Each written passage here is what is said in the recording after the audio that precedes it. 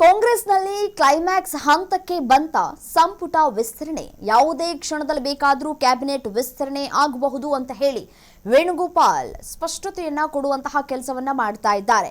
ಅಳೆದು ತೂಗಿ ಲೆಕ್ಕಾಚಾರವನ್ನ ಹಾಕ್ತಾ ಇದೆಯಾ ಕಾಂಗ್ರೆಸ್ನ ಹೈಕಮಾಂಡ್.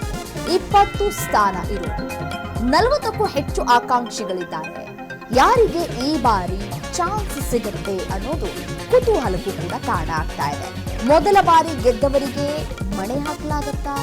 ಎಷ್ಟು ಸೀನಿಯರ್ಸ್ಗೆ ಈ ಸಚಿವ ಸ್ಥಾನ ಸಿಗುವಂತಹ ಲಕ್ ಇದೆ? ಎಷ್ಟು ಡಿಸಿಎಂ, ಯಾವ ಸಮುದಾಯಕ್ಕೆ ಮಣೆ?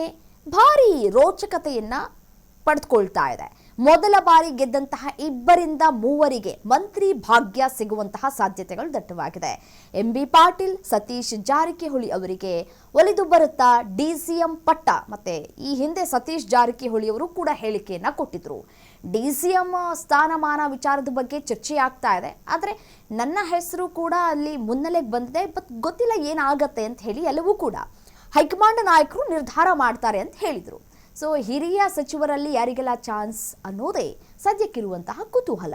ಸಿಎಂ ಡಿಕೆ ಶಿವಕುಮಾರ್ ಅವರನ್ನ ಭೇಟಿಯಾಗಿದ್ದಾರೆ 15ಕ್ಕೂ ಹೆಚ್ಚು ಕಿರಿಯ ಶಾಸಕರು ಅನ್ನೋದು ಗೊತ್ತಾಗ್ತಾ ಇದೆ. ಯಾಕೆಂತಂದ್ರೆ ಈಗಾಗಲೇ ರಾಹುಲ್ ಗಾಂಧಿ ಅವರು ಹೇಳಿದ್ದಾರೆ, ಕಿರಿಯರಿಗೆ ಮಣೆ ಹಾಕಿ, ಕಿರಿಯರಿಗೆ ಆದ್ಯತೆಯನ್ನ ಕೂಡ ಕೊಡಿ ಅಂತ ಹೇಳಿ.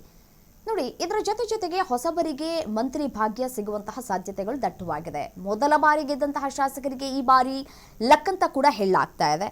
ಸೊ 2023ರಲ್ಲಿ ಮೊದಲ ಬಾರಿ ಗೆದ್ದಿರುವಂತಹ 31 ಶಾಸಕರುಗಳು ಇದ್ದಾರೆ. ಸೊ ಯಾರಿಗೆ ಈ ಭಾಗ್ಯ ಒಲಿದು ಬರುತ್ತೆ ಅನ್ನೋದು ಸದ್ಯಕ್ಕೆ ಇರುವಂತಹ ಕುತೂಹಲ.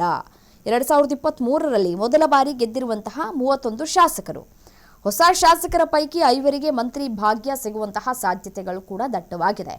ಅಳೆದು ತೂಗಿ ಲೆಕ್ಕಾಚಾರವನ್ನ ಹಾಕ್ತಾ ಇದೆ ಕಾಂಗ್ರೆಸ್ನ ಹೈಕಮಾಂಡ್. ಸಚಿವ ಸ್ಥಾನಕ್ಕಾಗಿ ಪೈಪೋಟಿಯನ್ನ ನಡೆಸ್ತಾ ಇದ್ದಾರೆ ಹೊಸಬರು.